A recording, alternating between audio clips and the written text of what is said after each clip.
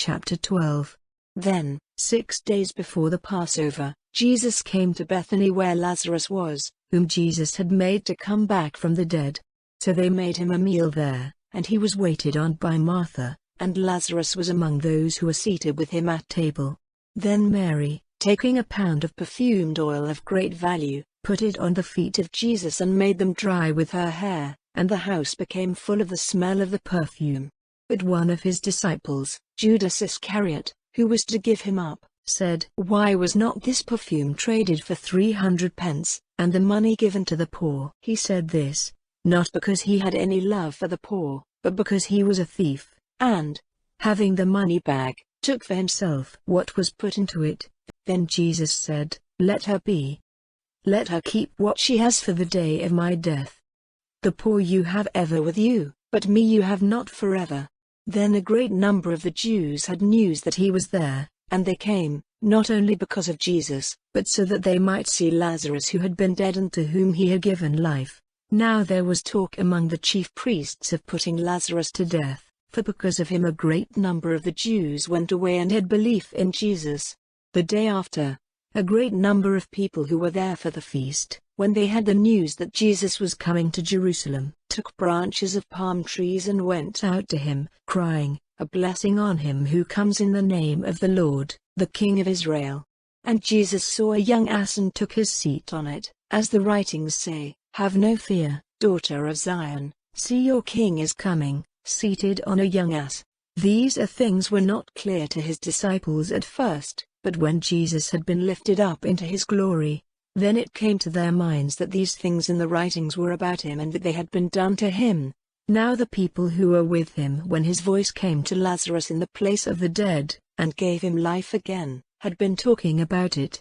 And that was the reason the people went out to him, because it had come to their ears that he had done this sign.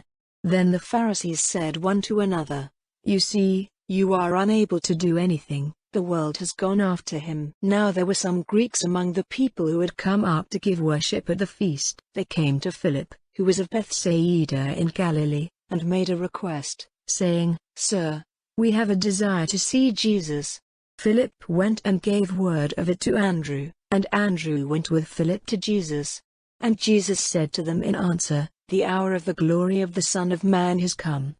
Truly I say to you, if a seed of grain does not go into the earth and come to an end, it is still a seed and no more, but through its death it gives much fruit. He who is in love with life will have it taken from him, and he who has no care for his life in this world will keep it forever and ever.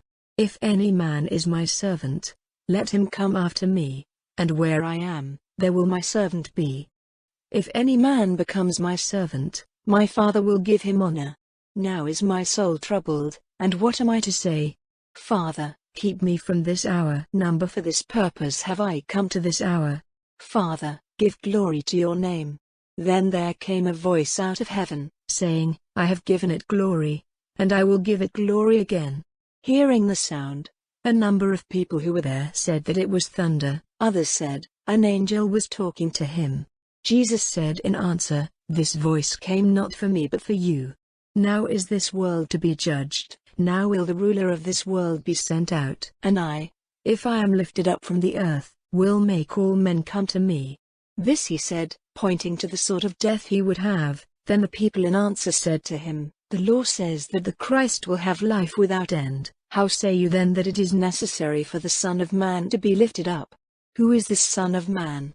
Jesus said to them, "For a little time longer the light will be among you. While you have the light, go on walking in it, so that the dark may not overtake you. One walking in the dark has no knowledge of where he is going. Insofar as you have the light, put your faith in the light so that you may become sons of light." With these words Jesus went away and for a time was not seen again by them. But though he had done such a number of signs before them, they still had no belief in him, so that the words of the prophet Isaiah might come true, when he said, "Lord, who has any belief in our preaching? And the arm of the Lord, to whom has it been unveiled?" For this reason they were unable to have belief, because Isaiah said again, "He has made their eyes blind, and their hearts hard, for fear that they might see with their eyes and get knowledge with their hearts, and be changed, and I might make them well." Isaiah said these words because he saw his glory. His words were about him, however. A number even of the rulers had belief in him, but because of the Pharisees they did not say so openly for fear that they might be shut out from the synagogue, for the praise of men was dearer to them than the approval of God. Then Jesus said with a loud voice, "He who has faith in me, has faith not in me, but in him who sent me. And he who sees me, sees him who sent me. I have come as a light into the world, so that no one who has faith in me will go on living in the dark. And if any man gives ear to my words and does not keep them, I am not his judge. I did not come to be judge of the world but to give salvation to the world.